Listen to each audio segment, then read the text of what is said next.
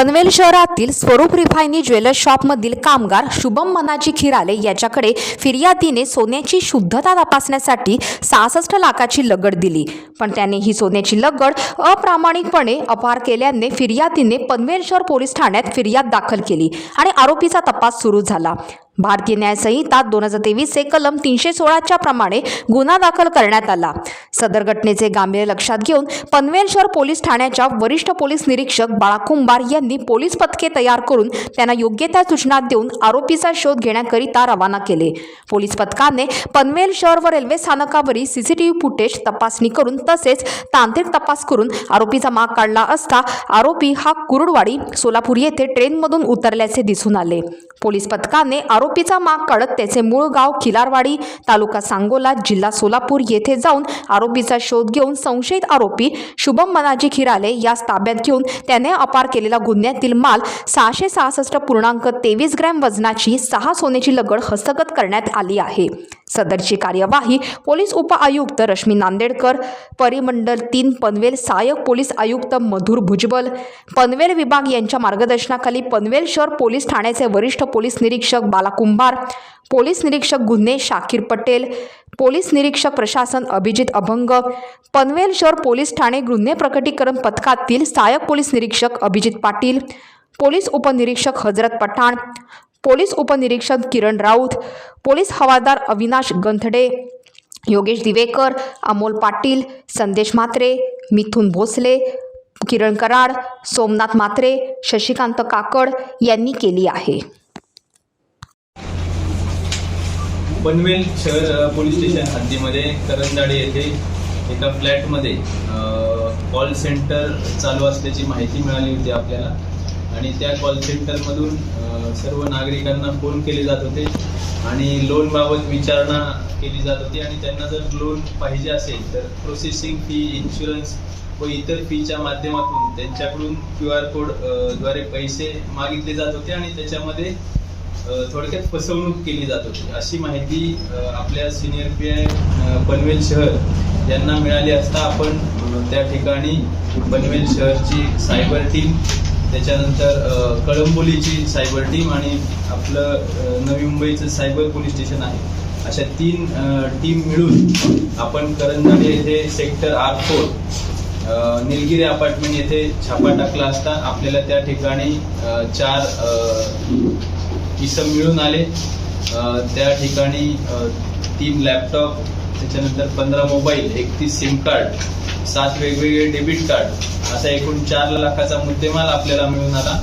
आणि त्या ठिकाणी हे जे काही कॉल सेंटर होते फेक कॉल सेंटर होतं, यांच्याकडे कुठलाही इन्शुरन्स कंपनी, लोनची कुठली कंपनी नाही, हे फक्त लोकांना फसवून पैसे काढण्यासाठी हे कॉल सेंटर चालवलं जात होतं। याच्यामध्ये आपण गुन्हा दाखल करून जे 4 आरोपी विजय भंडारी, तुषार पिंगळे, दर्शन उमाशंकर आणि रोहित गौडा यांना आपण अटक केलेली आहे आणि याच्यामध्ये जवळपास आमच्या सध्याच्या तपासानुसार 50 लाखाच्या पुढे ही फसवणूक नागरिकांची झालेली आहे।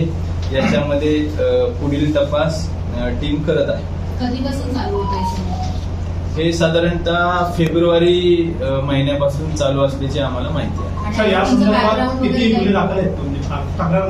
ह्या 4 लोकांविरोधात सध्या तरी कुठली क्रिमिनल हिस्ट्री नाहीये, परंतु याच्यामध्ये तपास चालू आहे। याचा बेस कर्नाटका राज्यातील असल्याची शक्यता आहे। यांच्यावर देखील 1-2 लोक असण्याची माहिती आम्हाला मिळालेली आहे, त्यानुसार आमचा तपास चालू आहे। किती जणांनी कशा प्रकारे नागरिकांनी याच्यामध्ये यांच्याकडे थोडक्यात आता यांचं मोडस असं होतं की फेसबुकवर एक लोनचं पेज तयार केलं जायचं, त्याच्यावर नागरिकांना लोन हवे असल्यास या नंबरवर संपर्क करा असा मेसेज दिला जायचा आणि त्याच्यावर जेव्हा नागरिक संपर्क करायचे तर अशा नागरिकांना मग या कॉल सेंटर मधून कॉल केले जायचे, तुम्हाला लोन पाहिजे आहे अशी आम्हाला माहिती मिळाली आहे, मग तुम्ही एवढे मिनिमम डॉक्युमेंट्स आमच्याकडे लागतील आणि तुम्हाला आम्ही लोन करून देऊ। मग 15-20 लाखासाठी त्यांची एक ठराविक फी असायची, ती फी घ्यायची आणि नंतर फोन बंद करून टाकायचा। याच्यामध्ये तुषार पिंगळे हा इथला पनवेलचा आहे, रोहित गौडा रायचूरचा आहे, दर्शन उमाशंकर हा देखील रायचूरचा आहे आणि विजय भंडारी देखील पनवेलचा आहे. 2 आरोपी पनवेलचे, 2 कर्नाटकाचे. किती जणांची फसवणूक झाल्याचं समोर आले आणि यात आरोपींमध्ये काही महिला देखील आहेत का? याच्यामध्ये पुढील तपास चालू आहे. महिला असण्याची शक्यता नाकारता येत नाही, तरी आपल्याला निश्चित माहिती मिळालेली नाही आणि निश्चित आकडा आपल्याला सर्व बँकचे ट्रान्झॅक्शन आपल्या समोर आल्याशिवाय सांगता येणार नाही किती नागरिकांची. सर, अशा प्रकारची घरं भाड्याने देतात त्या घरमालकांवर तुम्ही कारवाई करा. निश्चितच आम्ही कारवाई करणार आहे. याच्यामध्ये ज्यावेळेस घरं भाड्याने दिली जातात त्यावेळेस महानगरपालिका आणि पोलिसांचं देखील ऑनलाईन त्याचं आपण रजिस्ट्रेशन करणं आवश्यक असतं आणि ते जर त्यांनी केलेलं नसेल तर त्यांच्यावर निश्चितच कारवाई केली.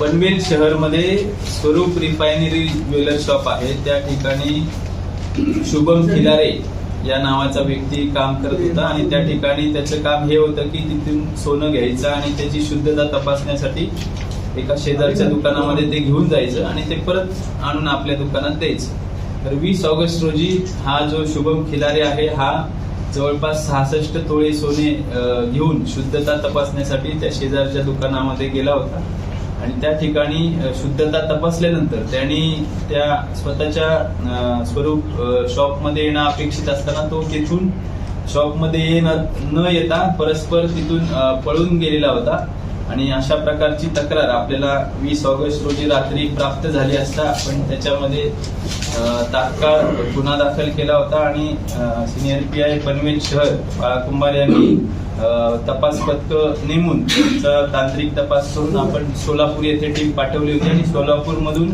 या मुलाला आपण संपूर्ण मुद्देमालासह अटक केलेली आहे आणि जवळपास 66 तोळे सोनं 66 लाख रुपयाचा मुद्देमाल आपण याच्यामध्ये रिकव्हर केले. आरोपी हा अल्पवयीन नाही आहे आणि याच्यावर कुठलाही पहिल्यांदा गुन्हा दाखल नाही. आता गेले 8 महिने तो त्या ठिकाणी कामाला होता आणि त्याची परिस्थिती बघितली तर एवढी काय आर्थिक परिस्थिती चांगली नव्हती. मे बी त्याला ते सोनं बघून आमिष मिळाला असेल, लालसा उत्पन्न झाली असेल, त्यामुळे ते केलं. टाइम्स डिजिटलला लाईक करा, शेअर करा, सबस्क्राईब करा आणि बेल आयकॉन दाबायला विसरू नका. Times digital.